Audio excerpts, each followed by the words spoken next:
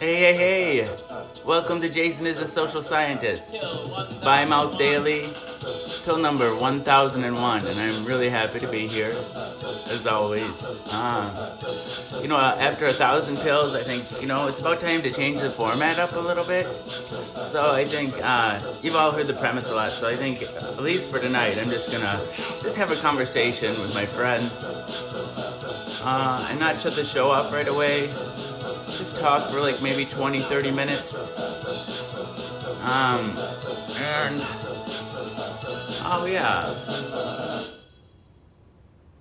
And then I think we'll be doing like a lot of weekdays will be format somewhat similar to this. I'll probably get back to doing the premise at the beginning, but then hello Scott, hello Pete, hello Kelsey, hello Natasha. It's wonderful to see you all. What was I gonna say? Oh, so most weekdays, unless Laura's like really, really tired and is gonna sleep the whole night for sure, I'll do like shows like this, and then on the weekends we'll party it out back up on top of the cupboards. Dang it, dang it, dang it.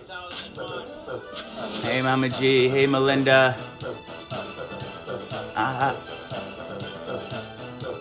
Pete, repeat. Thank you. There's something I want to get off my chest right away. I don't know, the hospital stay got me, feeling a lot of feelings, right? And I'm having like these urges to lash out.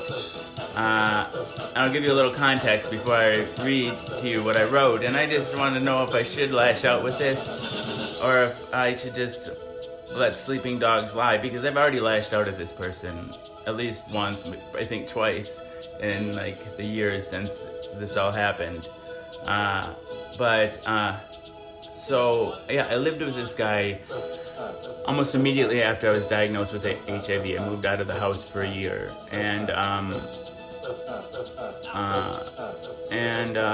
so I lived with him for this year, and like separated from my wife, and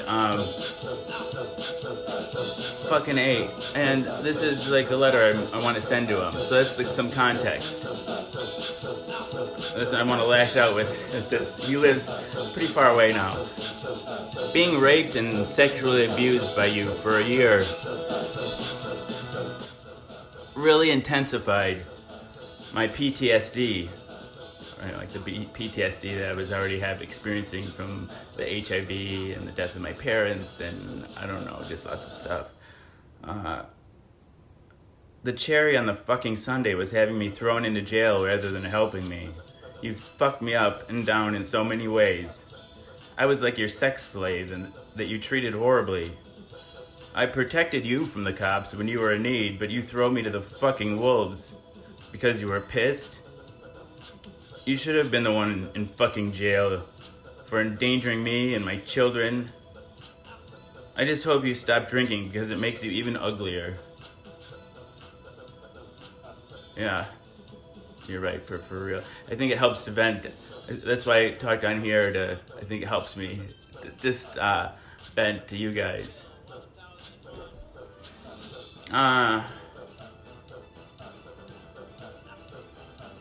Just like sit on this anxiety and this emotion, because I've already said my piece to him. What else? Like, I just want to be angry.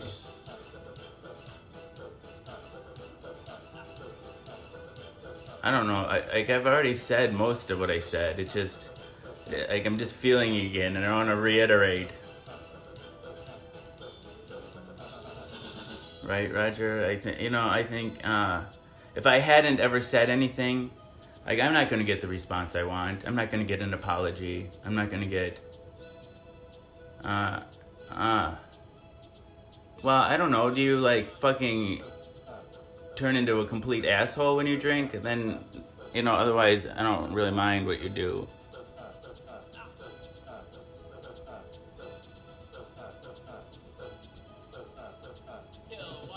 Yeah, the abusive one, Pete. I think,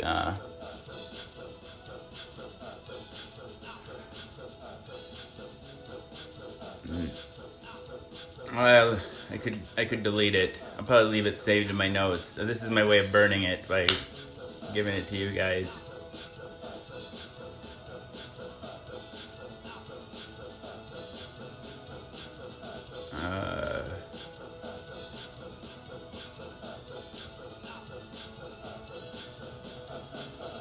I know, I just want to make him feel bad. I think that's basically it. Okay, Cavino, hello. You like that?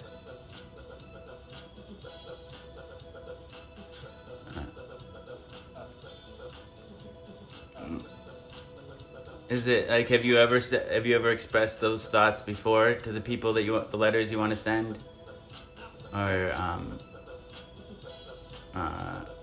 do you feel like that it's like bottled up and you've never had the chance to speak to the person? Oh, I got sleep. I'm not I'm not tripping anymore or anything. He stalked me for fucking years. Literally for fucking years. Oh my god. I had one date with him. Like, one night stand. He was the first guy I ever had sex with. But this was like 2000, I don't know, 1 or something like that. I was like 20 years old. And I don't know what I was, probably about, I was still CNA. It was before Laura and I were a couple even, and I had a crush on this other guy that lived in my apartment, and he used to be college roommates with my other friend from high school. And after he got out of college, he came out of the closet, and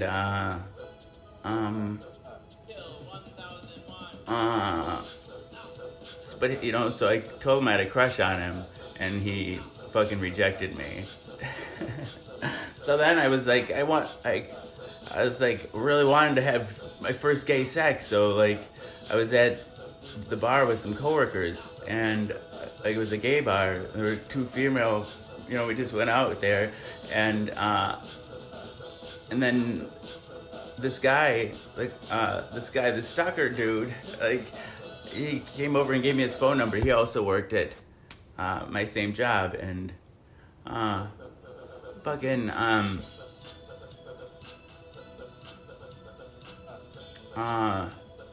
so we, like, on my way driving home, I gave him a call and I invited him over, and we had sex that night. And then, like, I just wasn't that into him, right? It was just kind of like a second choice kind of thing, and I was like, and then I was about, then I started dating this other chick from work, and then Laura told me that she loved me, and I had come out to her as gay before, because I had that crush on that boy, but then she saw me dating a woman, and dang it to heck. And she thought, well, you know, maybe he's not really all the way gay. And so she confessed her love for me. We'd been friends for years, and I always had a huge crush on her too, and we became a couple. Yeah, that was like the first day that she told me that we were engaged. And but then one of Laura's and I's first dates, and you know, she knew about this guy, but we were going to the restaurant, this Tornado Room in Madison. It's right next to a gay bar. It's a steakhouse, and we were walking, and he was outside of this gay bar, and he started walking like backwards in front of us, like listing off my birthday, my social security number, my address, everything he could think of, like kind of almost pissing on me, right? Like, you're my property. Probably hoping to scare Laura off or something. And then, I don't know, whatever. And he gave me a gift certificate for $50 piercing. I could have got my septum pierced, but like Laura and I laughed about that sometimes. I still had the gift certificate years ago, and she's like, you should go get that and be his bull or whatever. And then, So I never like really talked to him again for 10, 15 years. And then just before I got diagnosed with HIV, we sort of touched base on Facebook again. And dang it to heck. And so there, like, then we were just friends again. We didn't have sex or anything. And then when he's a nurse practitioner, so he makes really decent money, and like he just swooped in like and picked me up from the hospital, and then I was living with him. Laura said, you can't come back to the house. Why don't you go live with him for a while? She called him, and that was kind of just like a year of hell.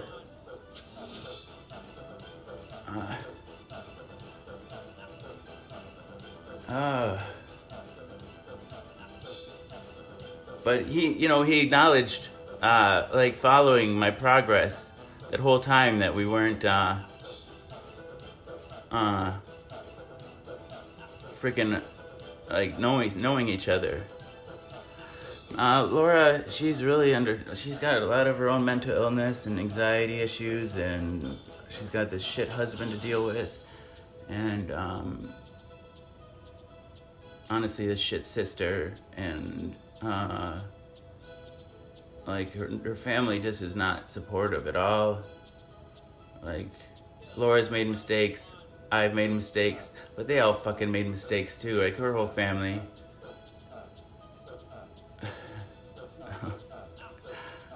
You think so, Cher? Oh, good. I thought you did that last night for real.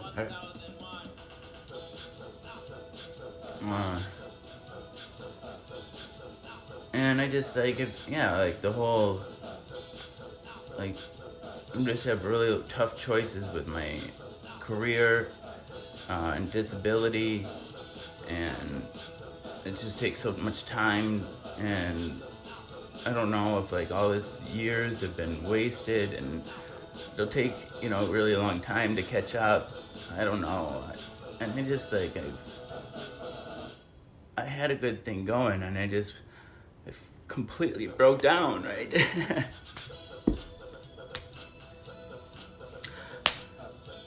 But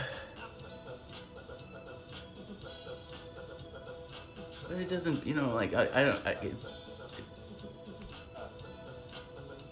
I can't tell you what Laura feels, but it doesn't feel like she loves me. Honestly. She, like, cares about me. I don't think she wants anything bad to happen to me. And, like, she, is willing to keep me.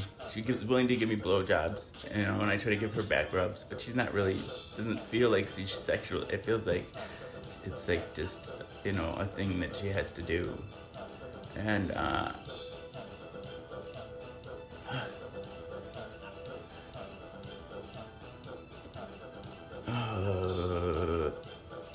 and it just really feel not good.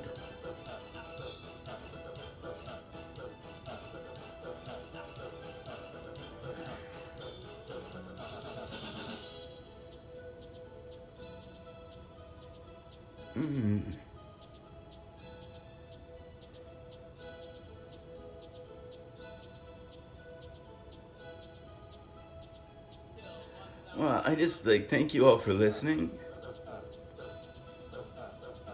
I think I'm gonna take the pill and go to bed now.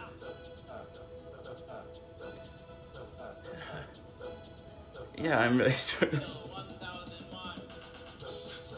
But I'm gonna be okay. I have an appointment with my therapist tomorrow.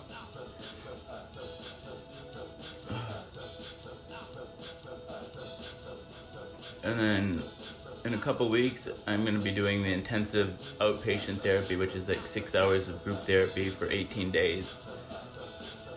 And then after that, we're going to consider like a 1 month residential stay at a hospital. Because I feel like I just really need a lot of help.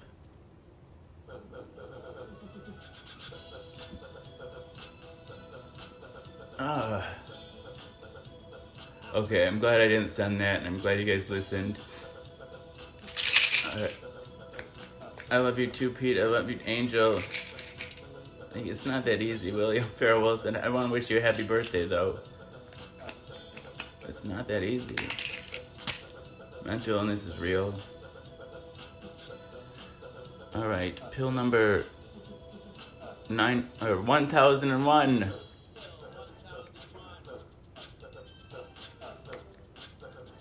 Sometimes it's really, there's things not like intractable depression or treatment-resistant depression,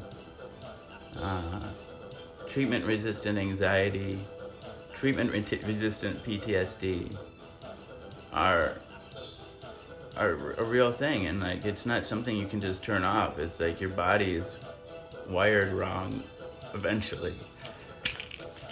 All right. I love you all.